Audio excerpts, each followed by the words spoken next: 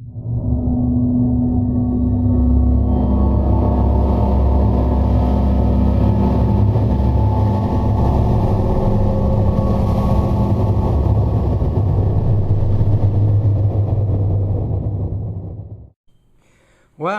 All right, we took a break from card interactions in the last video. Now we're going to come back to card interactions. There's still a lot to cover.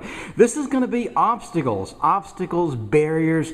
It's going to be a long video. There's so many different types of obstacles that you can have. There's not just like, okay, there's a wall there, like in this example here.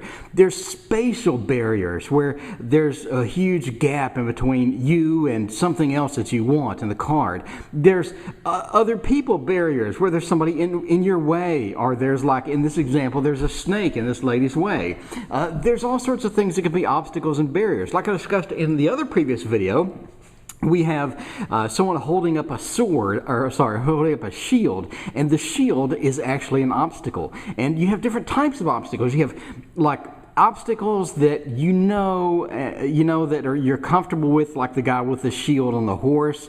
He's comfortable with that obstacle, but is it an obstacle or not? Now, at the end of this video, you're going to have what I call just obstacle ADD. I mean, everything's going to become an obstacle, but don't let that control a card or a reading or a spread. If something is an obstacle, take it like it is. I mean, if it's going to be an obstacle, it's going to be an obstacle. If it's not, it's not. Sometimes you can have this wall here mean absolutely nothing. Sometimes it can be vitally important to the spread, right? You just need to use your judgment, use the spread, use the whole context, the story of the spread to determine if things are obstacles or not. All right, so now we have the first card, which obviously we have a wall obstacle. Now, this is Anna K Tarot, and this is one of my more interesting cards here, because you have the Four of Coins, which is about greed.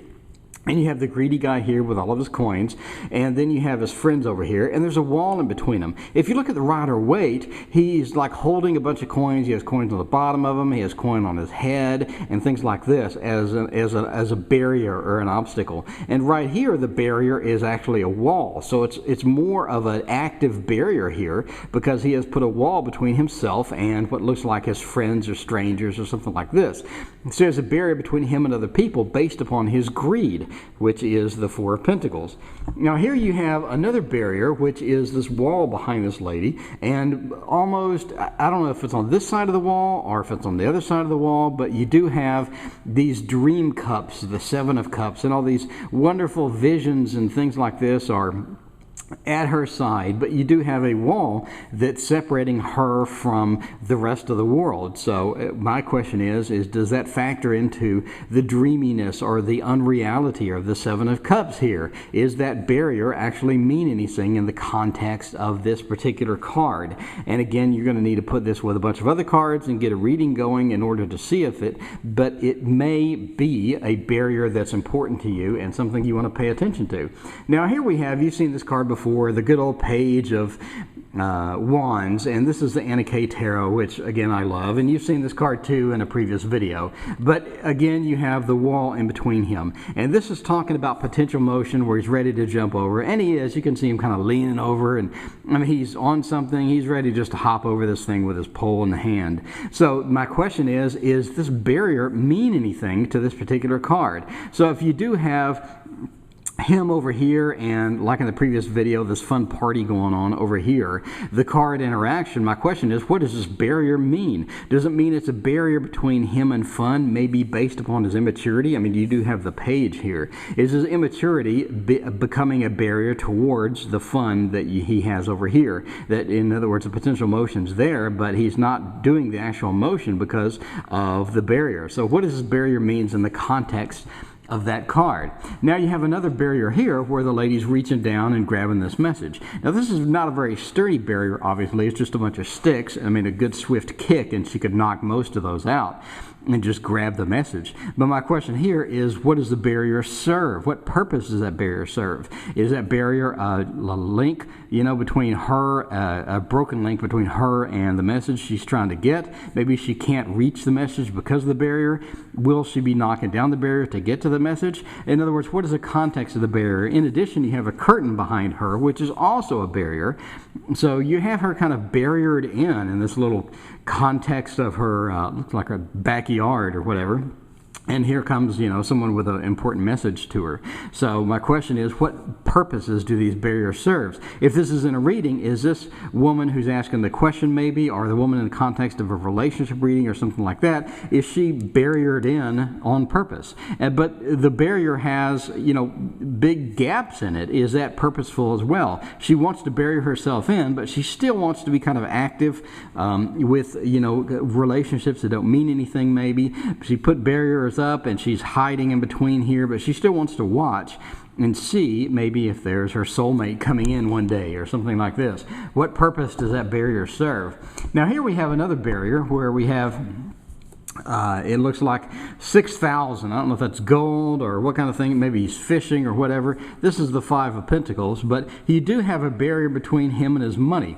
So here's his money, and here is him, and he's kind of digging it out. Of course, he can probably lift it over this barrier, but it's interesting that his money is away from him, and there's a barrier in between it. So in a context of a reading, what could that mean? What purpose does that barrier serve? So over here we have another barrier, but this is a barrier of two types of barriers, maybe even three. We have one type, we have the swords that are all around this lady. So even when she gets out of maybe her being tied up, being blindfolded, you do have swords penetrating the bottom of her dress that she's going to have to pull out and make do, just trying to get away. So you have a lot of barriers in here. This lady's really, really closed up in this Eight of Swords examples here. So my important part about that is if you do have another relationship reading, maybe a work reading, maybe the person is barriered up. Maybe they purposely put themselves in that situation, or maybe they feel barriered up in a relationship. So someone's been married a while, they're having difficulties or whatever. The lady in the reading could possibly, if you get this card, could possibly be just feel totally surrounded, totally controlled. She doesn't really have any control anymore. She's tied up, she's blindfolded. She not only is she tied up and she can't get away, but loses control, but she doesn't know what's going on because of the blindfold barrier. So make sure you see all these different barriers in this card and understand what they mean. Now here you have a barrier of a wall with an open spot in it. So you do have kind of this person holed up and within here, and he can walk outside, and it looks like he may walk outside. This is the Knave of Wands.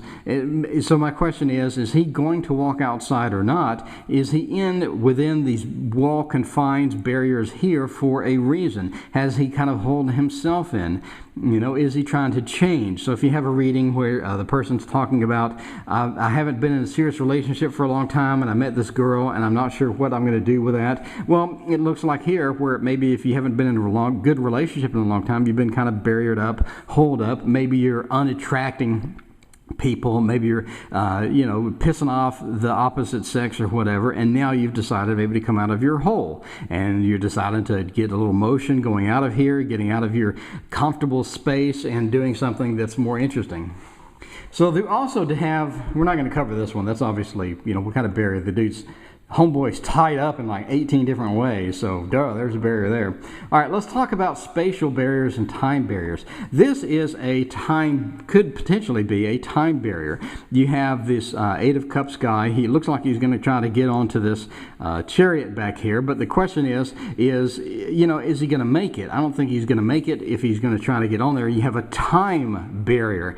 So not only do you have physical barriers where the guy is tied up, like over here, or he has a big shield in front of him, but you have the aspect of a time barrier as well. So somebody is not going to quite make it on time. Just realize that is an actual barrier. Next, we have a spatial barrier. A spatial barrier is when you have this wide, huge gap of space between you and something that you want. So this could potentially be, the Four of Pentacles is you know, the guy's kind of holed up in here, but you do have a spatial barrier between the castle, maybe his home, and where he is actually at. So you do realize that you do have some spatial barriers here, and the question is he going to get up and make that journey, or is the spatial barrier so great that it's not going to be, you know, conducive to him going all of that way in order to accomplish what he wants to accomplish? So now we have other barriers here where it seems like everything's going happy. You have the Two of Cups, which is a very positive relationship card. But my question is why are they throwing the curtain around there? And that's the kind of question you need to ask yourself when you're doing a reading. If you do see a barrier in here, you need to determine if it's important, if it's relevant to this card and to this spread, and all the other factors that you have here. Because, I mean, why are they closing it off? It could be several things. It could be, hey, I like this relationship, but I want to close myself off from other relationships and make this my sole, you know, relationship, because it is a positive card. It could be, I don't want to be disturbed. It could be, you know, this is a great thing, but we need to figure out what it is, and we're going to do that by isolating ourselves, you know, away from our friends or something like this. So you need to determine what that means. Now here we have another barrier, which is kind of an odd barrier of a bunch of people. Eight of Swords, she's trying to be stabbed, which is a radical different Eight of Swords than this one here, where she's kind of holed up, you know, within these swords and blindfolded. But here she's actually being restrained, and that could be a barrier as well. Now let's also talk about barriers with creatures. So you have a barrier here with a dragon. You know, the dragon is obviously a serious obstacle, and this is the Lover. So this is kind of a negative Lover's card.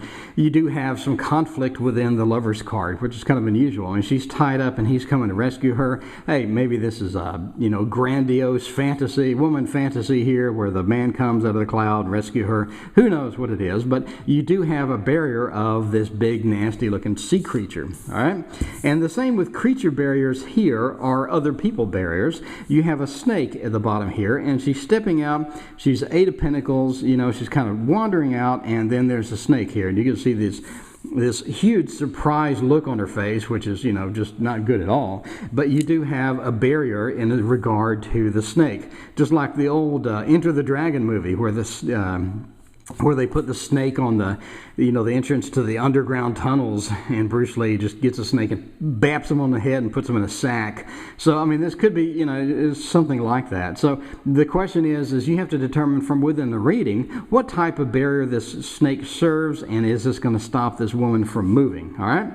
So that's a creature barrier. And you also have other people barrier, where you have somebody else, instead of a snake, stopping you from doing something. And, you know, a lot of that is takes place in other cards. Now the last thing we have is a imaginary barrier, and this is a barrier between what this lady wants and what this lady sees. So her reality and then her visions are two different things. And the question you have to ask yourself, if you get this in a reading or some type of card like this in a reading, is, I mean, the reality, you can see the dress kind of flowing into the bondages. So she's kind of bondaging herself up, but in her own mind. So again, this is why I like the Anna K Tarot. It has cool images like this. So this is more of a mind barrier or an imagination barrier here, but it's still a barrier. I mean, what is this stopping her from accomplishing? Is her image of herself really that bad? I mean, is that more fantasy than reality? Because in reality, she's not tied up, but within her mind, or within, you know, her visions here, she is tied up. So that's going to be kind of a self-imposed barrier. And this is the last piece I have to tell you about. You different types of barriers. You have barriers that somebody else imposed on you, like a bunch of, you know, daggers where they're about to stab you. And then you have self-imposed barriers to where your own mind is getting in your way. So there's a bunch of different types of barriers. And again, don't be really obsessive about these and say every card could potentially have some type of barrier or obstacle or something like that. You need to determine from within your spread how important the obstacles or barriers are, and if they even come into play. So don't obsess with these. Just kind of take them in context and use them as you will, and let them give you a little more guidance in your spreads. I'm Tarot Oracle, and that is video 6, I think, of intermediate tarot lessons about obstacles and barriers.